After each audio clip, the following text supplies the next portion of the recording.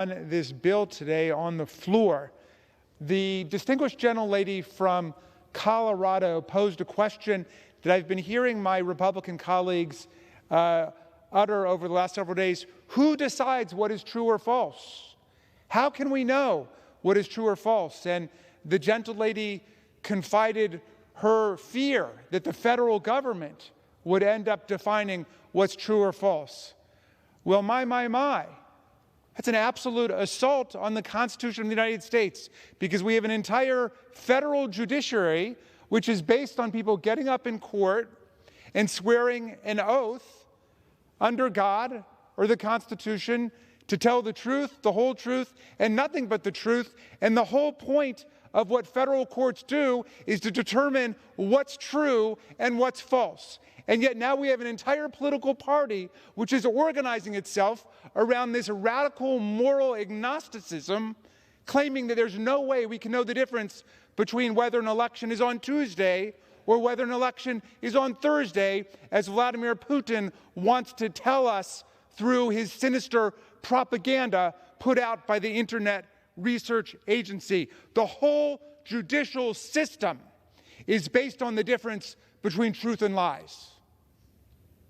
In fact, the administrative system, you want to get Social Security, either you're 65 or you're not. That's a matter of positive fact. You qualify for Medicare or you don't. Truth or fact. Yes, our system operates on the basis of truth or fact. Don't throw up your hands and say, oh, well, we can't know what the truth is. We can't know what lies are. We don't want bureaucrats telling us what that is. That's what democratic government is. That's how we operate, by our commitment to the truth. And that's why we all swear an oath here to uphold the Constitution. That's why people go to court and they swear an oath to tell the truth. Now, they take their shocking nihilism about what's true and what's false, and they convert it to this entire Congress. And it all starts, of course, with January 6th, and before that, the presidential election. All starts with a big lie, Donald Trump's big lie. Well, they say, well, who knows? Maybe he won, maybe he didn't. You say Joe Biden's president, we say Donald Trump's president. Nonsense. 60 federal and state courts rejected every claim of electoral fraud and corruption that they put forward. 60 federal and state courts rejected every claim. They don't have a single court that ever ruled in their favor. Donald Trump lost that election by more than 7 million votes, 306 to 232 in the Electoral College. So then their big lie now has to stretch all the way over January 6th.